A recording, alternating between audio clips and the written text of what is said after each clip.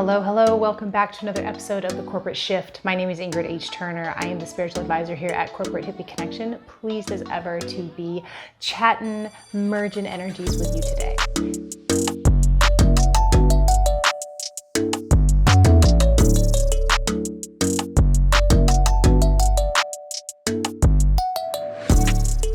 Okay, let's talk about strategy and implementation. When you're first starting in your business and you're bootstrapping, a certain amount of implementation and strategy, you're gonna have to figure out how to do a little balancing act with implementation and strategy. Most people, unless you get funding for your business or you're lucky enough to have capital that you can invest personally into your business to get it started, outsourcing is something that is challenging to do. But more quickly than you realize, outsourcing becomes very doable for you.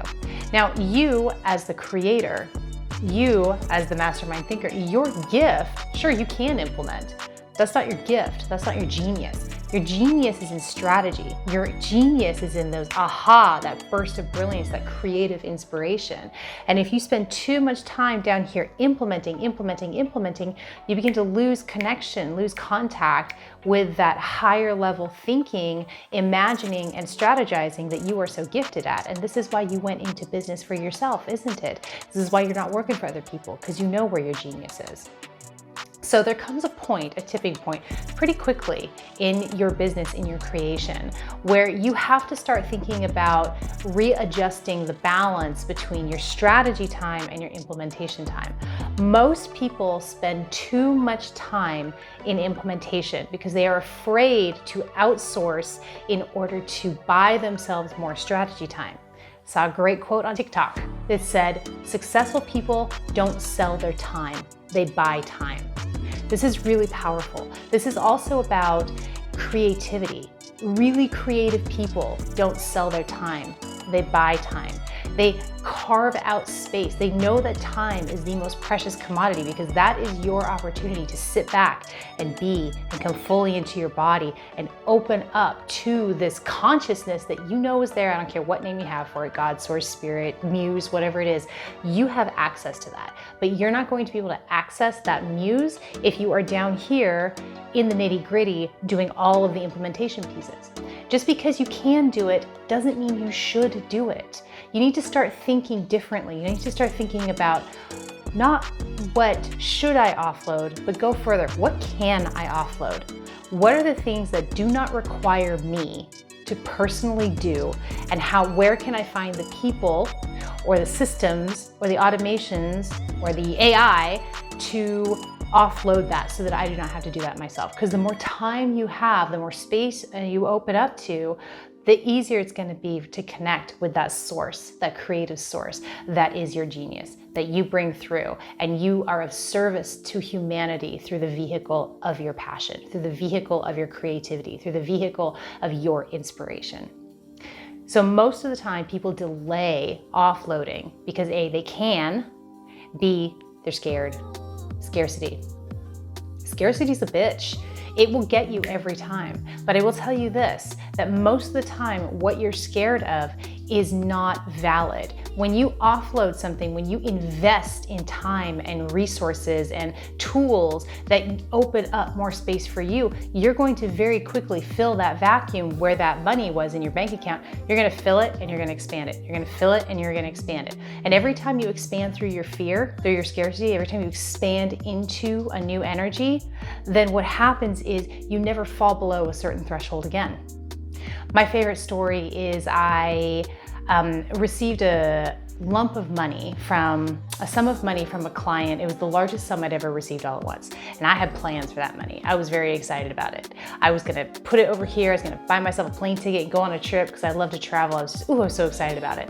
And I'd always been very concerned about my resources. I was a solo mama at the time. So there was a lot of concern around security and a lot of scarcity in my energy, in my aura.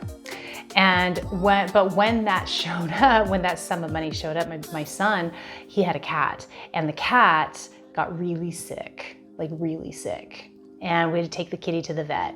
And when we were driving to the vet, I was thinking to myself, oh my gosh, so my poor son, his poor kitty, of course, I'm going to throw down whatever I need to throw down to save the kitty, because I'm not going to put my son through losing his kitty. But I was also thinking, my God, this is a pattern of mine. Like when I bring in a sum of money, it's like some expected bill comes up, I can't do what I want with it, and I just get very tight with that money, just very tight with it. But then I had this sort of breakthrough moment when I just went, you know what? I'm glad I have it. If I hadn't just gotten paid this sum of money from my client, I would not be able to save my son's cat. What a gift to be able to save my son's cat. It was just this complete reframe that I did that made me go from contracted, scarce, oh shit, what am I gonna do when I lose this money, to paying for the cat, to expanding through it into gratitude and saying, I have the resources right now. I have the resources. So we went to the vet, they took on the cat. It was a lot of money, but also the people who worked there, they so fell in love with that kitty cat, they were reaching in their own pockets to help supplement the cost of it at the time. That was such a beautiful gift. So I threw down my credit card and I said, all right, we're just doing it. I spent the whole thing and I just let it go. And I tell you what, after that moment, my bank account never dropped below a certain threshold. I have since taken that energy and I've used it and directed it toward investing in resources in my own business. And guess what? The threshold for my bank account, it drains because it goes out and then the threshold goes up, and I never fall below a certain rate. Energetically, that's how it works. When you freely invest and give of your financial resources, then your threshold for finances increases. So don't be afraid to invest in people, invest in resources and tools to free up your time, because the other thing that you're doing is you're increasing your capacity, your energetic capacity for abundance, for money and abundance. And that's really powerful. So the more you invest out here to get people to help you, and freely, I'm not saying grudgingly, don't do it grudgingly. Let it be free and in gratitude. The more you invest out here, the more your capacity for abundance increases. All right? So give it to yourself. Give yourself the gift of receiving help, good help, not the bare minimum, but good help and exactly what you need. And play a little bit of a faith game. Bolster your faith a little bit. Let's just try it. See if for a month, see if your income doesn't increase to match the grateful investment that you're putting out there into your business, into your people, and ultimately into yourself, opening up time, opening up space for that creative connection. All right, let me know how this resonates with you. Do you struggle with outsourcing? Do you feel like you kind of want to clamp down, do it all yourself because you can, because you don't have the resources, or you got to pay rent, or are you kind of in this flow? Have you found that to be true, that the more you gratefully give out and reinvest in yourself, in your business, and others, the more your capacity for abundance grows and the more time and creative energy that you have coming through?